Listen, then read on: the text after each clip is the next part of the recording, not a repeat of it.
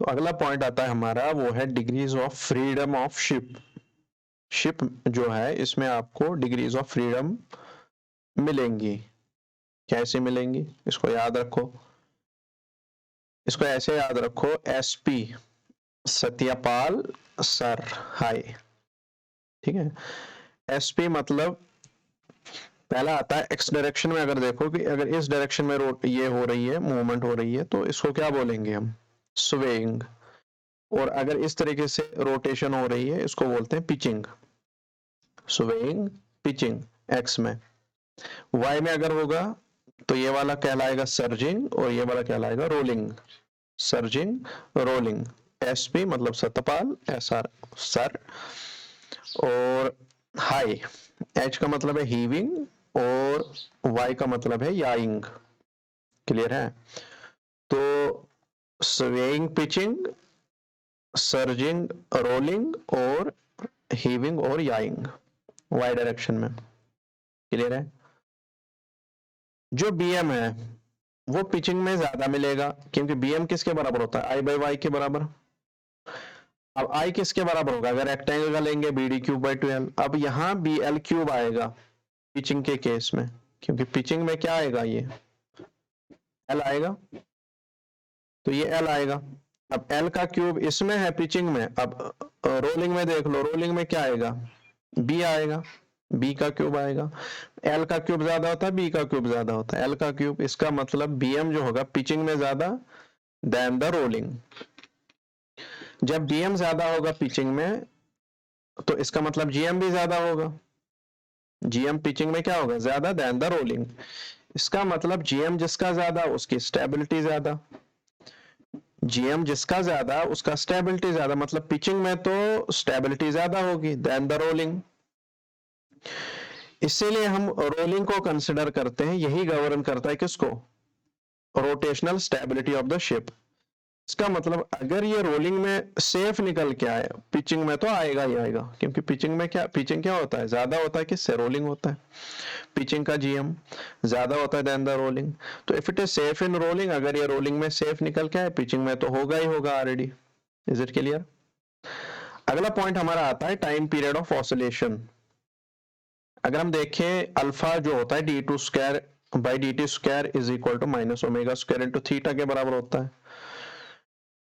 ठीक है, simple harmonic motion पढ़ा था 11th में। तो t is equal to 2 pi by omega होता है। अब 2 पाई बाई ओमेगा, यहां हमारा ओमेगा का वैल्यू जो होता है वो होगा अंडर रूट डब्ल्यू into g m by I. तो पुट कर दो इसमें, 2 पाई डिवाइडेड बाई ओमेगा की जगह क्या है, डब्ल्यू into g m divided by I. इसका मतलब इसमें रिलेशन क्या निकल के आई, जीएम के साथ अंडर रूट जीएम। ठीक है, इनवर्सली प्रोपोर्शनल आया किसके, अंडर रूट जीएम के। इसका मतलब अगर टाइम पीरियड ज्यादा है तो जीएम क्या होगा, कम। जब जीएम कम होता है स्टेबिलिटी ज्यादा होती है, कम होती है, स्टेबिलिटी कम होती है। अगर आपने टाइम पीरियड बढ़ा दिया, इसका मतलब कंफर्ट ज्यादा मिलेगा। कंफर्ट ज्यादा मिलेगा पर जीएम क्या मिला, जीएम कम मिला, मतलब स्टेबिलिटी क्या मिलेगी, स्टेबिलिटी मिलेगी आपको कम। अब क्या किया जाए, हम स्टेबिलिटी भी चाहते हैं पर थोड़ा सा कंफर्ट भी तो होना चाहिए। इसलिए हम क्या करते हैं, इसका मतलब हमने बताया अभी, जीएम अगर कम हो तो स्टेबिलिटी कम होगा, इसलिए हम मोमेंट ऑफ इनर्शिया को बढ़ाते हैं।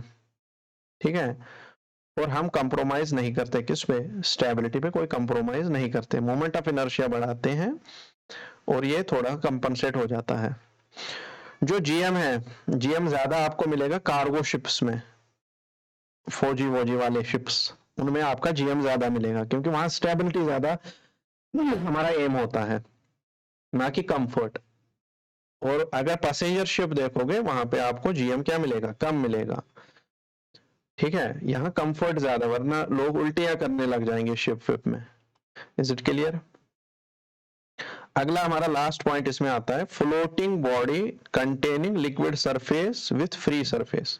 एक फ्लोटिंग बॉडी है, बॉडी एक फ्लोट कर रही है, जैसे यही शिप है हमारे पास, उसमें और एक लिक्विड भरा हुआ है। मान लो लिक्विड है हमारे पास, ऑयल के वो ड्रम वम होते हैं बड़े वाले, तो उनका भी फ्री सरफेस है।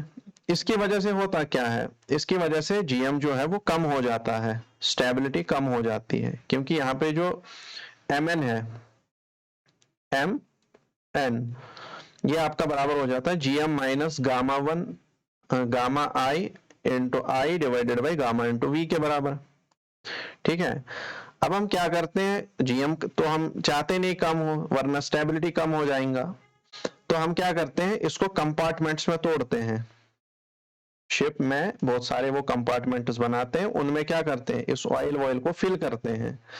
इससे होता क्या है, लेस, थोड़ा सा कम ये रिड्यूस होता है, ज्यादा रिड्यूस ये जीएम नहीं हो पाता, थोड़ा कम रिड्यूस होता है। तो फॉर्मूला आपकी ये है। Is it clear?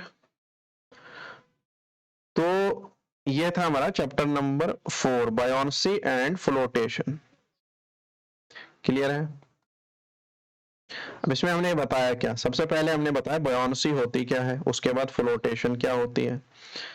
Buoyancy, force of buoyancy gamma W into volume के बराबर होता है। अब वॉल्यूम किसका, ऑब्जेक्ट का, या वॉल्यूम किसका, लिक्विड डिस्प्लेसड का। ये जो नेट फोर्स है, ये फोर्स एक्सर्ट कराता है स्टैटिक फ्लूइड एक सबमर्जेड बॉडी पे, ये हमेशा वर्टिकल डायरेक्शन में आपको मिलेगा। किसके बराबर होता है, वेट के बराबर। किसके वेट के बराबर, जो फ्लूइड डिस्प्लेस होगा। Point of application of this force कहां पे लगता है, सेंटर ऑफ बायोन्सी पे लगता है। सेंटर ऑफ बायोन्सी किसके बराबर होता है, सेंटर ऑफ ग्रेविटी के बराबर। किसके सेंटर ऑफ ग्रेविटी के बराबर, डिस्प्लेस्ड लिक्विड के सेंटर ऑफ ग्रेविटी के बराबर। अगला आता है फ्लोटेशन। फ्लोट, एक बॉडी फ्लोट कब करती है, जब उसका वेट फोर्स ऑफ बायोन्सी के बराबर। यहाँ एक relation H is equal to H into G हमने निकाला।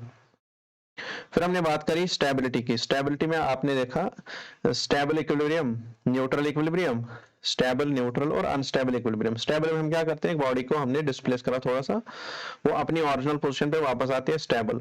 न्यूट्रल में थोड़ा सा धक्का दिया, दूसरी जगह गई। अनस्टेबल में हमने क्या दिया, धक्का दिया, वो चलते ही जा रही है। स्टेबिलिटी हमने स्टेबिलिटी के हमने मतलब दो टाइप के स्टेबिलिटी होती है, लीनियर स्टेबिलिटी और रोटेशनल स्टेबिलिटी। जो लीनियर है, इसमें हम थोड़ा सा लीनियर डिस्प्लेसमेंट देते हैं, रेस्टोरिंग फोर्स डेवलप होता है। रोटेशनल में क्या डेवलप होता है, रेस्टोरिंग कपल डेवलप होता है। रोटेशनल स्टेबिलिटी कंप्लीटली सबमर्जेड बॉडी का, जब जी नीचे हो तब स्टेबल होता है, अगर जी ऊपर हुआ अनस्टेबल होगा। यहाँ आपका एम जो है वो क्या लाई करना चाहिए, जी से ऊपर लाई करना चाहिए, यहाँ एम ऊपर होना चाहिए। ठीक है, फ्लोटिंग बॉडी के केस में, और जीएम पॉजिटिव होना चाहिए। फिर हमने मेटा सेंटर बताया। मेटा सेंटर एक पॉइंट ऑफ इंटरसेक्शन, जब पहले सेंटर ऑफ बायोन्सी था, उसके बाद वो दूसरी बार जब शिफ्ट हुआ रोटेशन करने से, तो वो दूसरी बार वाला सेंटर ऑफ बायोन्सी को पहली बार वाले सेंटर ऑफ बायोन्सी की लाइन ऑफ एक्शन के साथ मीट करा देते हैं, तो हमको मेटा सेंटर मिल जाता है। मेटा सेंट्रिक हाइट जीएम होती है, बीएम माइनस बीजी। जीएम ज्यादा, स्टेबिलिटी ज्यादा। अगर देखोगे ये बीएम किसके बराबर होता है, आई बाई वी के बराबर। फिर डिग्रीज ऑफ फ्रीडम बताई हमने,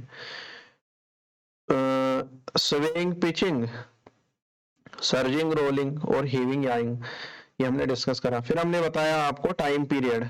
टाइम पीरियड किसके बराबर था, 2 pi divided by under root. फिर हमने बताया टाइम पीरियड जिसमें ज्यादा कंफर्ट ज्यादा, पर जीएम इसकी वजह से कम हो जाता है। जीएम कम, स्टेबिलिटी कम, इसलिए हम क्या करते हैं, आई को बढ़ाते हैं, मोमेंट ऑफ इनर्शिया को। फिर हमने बताया ये वाला लास्ट वाला पॉइंट, और ये हो गया आपका चैप्टर नंबर 4